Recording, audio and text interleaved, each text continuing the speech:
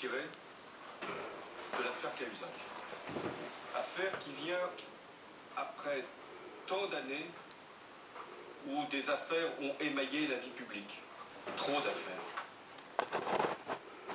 La dernière révèle une fois encore la nécessité d'une lutte implacable contre les dérives de l'argent, de la cupidité et la finance occulte.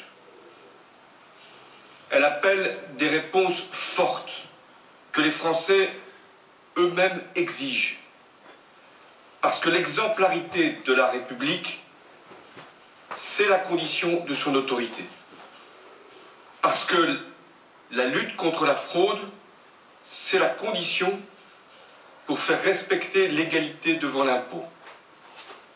Parce que les paradis fiscaux doivent être éradiqués en Europe et dans le monde, parce que c'est la condition pour préserver et protéger l'emploi.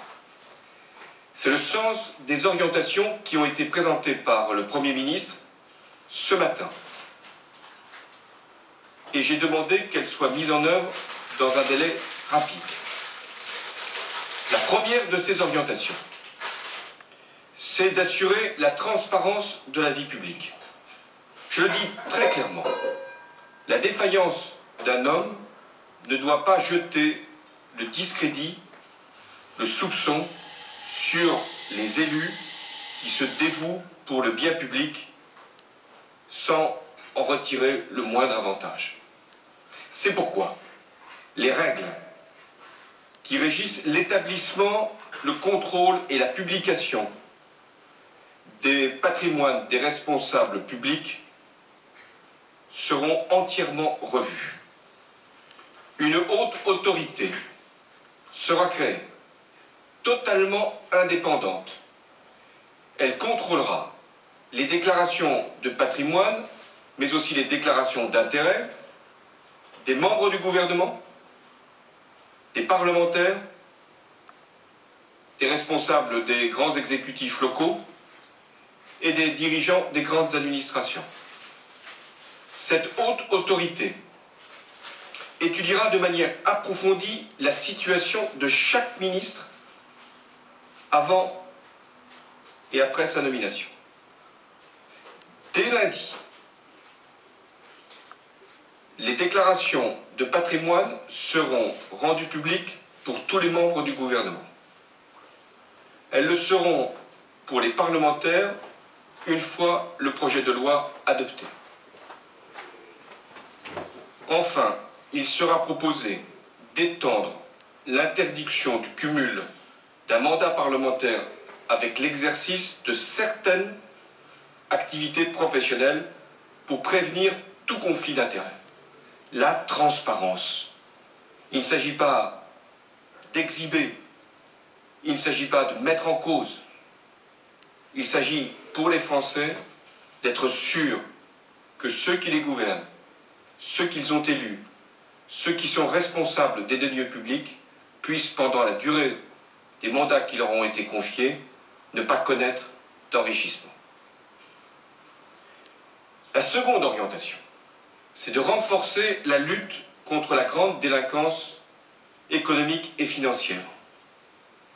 J'ai donc décidé, et le Premier ministre l'a présenté ce matin, la création d'un parquet financier, c'est-à-dire un procureur spécialisé, avec une compétence nationale,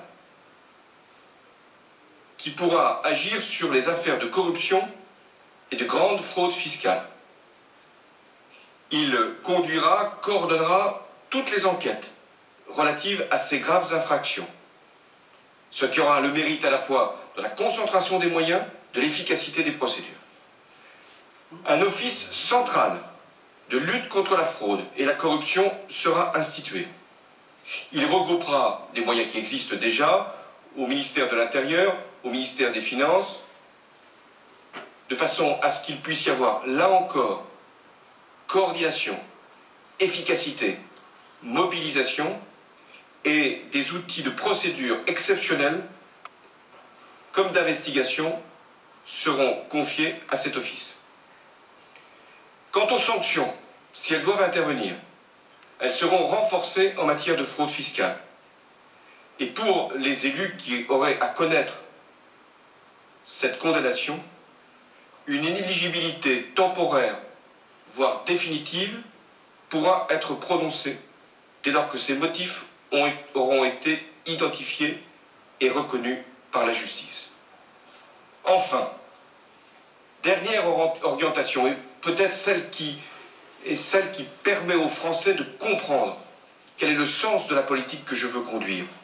Nous allons nous mobiliser contre les paradis fiscaux. Première décision, les banques françaises devront rendre publique chaque année la liste de toutes leurs filiales partout dans le monde, pays par pays.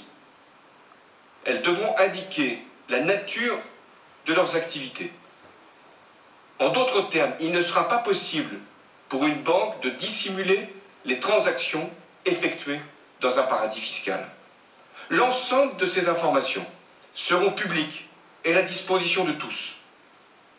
Et je veux que cette obligation soit également appliquée au niveau de l'Union européenne. Et demain, étendue aux grandes entreprises. La France établira chaque année une liste des paradis fiscaux. Et elle l'établira en fonction non seulement de signatures de conventions avec les pays, mais de la réalité, de l'effectivité des informations qui seront données. Je n'hésiterai pas à considérer comme un paradis fiscal tout pays qui refuserait de coopérer pleinement avec la France. Ce que je veux, et avec d'autres pays en Europe, encore récemment, l'Allemagne, la Grande-Bretagne, l'Italie et l'Espagne se sont joints à nous. Ce que je veux, c'est qu'il y ait un échange automatique d'informations sur les revenus et le patrimoine détenus par les Français à l'étranger ou par des étrangers en France. Ça doit être la règle en Europe pour que nous puissions mettre un terme au secret bancaire et à la dissimulation des avoirs.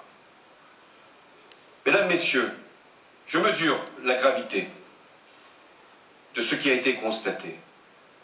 Je sais combien les Français veulent le changement par rapport à cette triste succession d'affaires qui altère l'image même de la République, de notre pays et de la vie politique, pour laquelle j'ai grand respect. Je veux donc que l'ensemble de ces dispositions puissent être mises en œuvre dans les meilleurs délais. Et le projet de loi sera présenté au Conseil des ministres le 24 avril pour être ensuite soumis au Parlement. Ces textes viendront d'ailleurs compléter le projet de loi sur le renforcement de l'indépendance de la justice. Heureusement que la justice est indépendante, qu'elle n'est pas retenue, qu'elle n'est pas influencée depuis 10 mois. Et également la protection des sources des journalistes, car heureusement que la presse fait son travail. Je souhaite que le rassemblement le plus large puisse se faire sur ces orientations, cette volonté, cette République exemplaire. C'est l'intérêt de tous ceux qui ont gouverné hier, gouvernent aujourd'hui, auront à gouverner demain.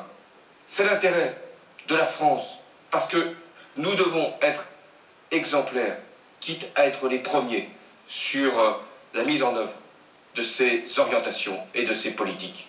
Je veux enfin que l'Europe prenne conscience qu'elle doit maintenant mettre tous les moyens, et elle y est prête, pour qu'avec l'union bancaire, nous puissions en terminer avec des pratiques qui n'auraient jamais dû exister. Je vous remercie et je suis prêt à répondre à vos questions.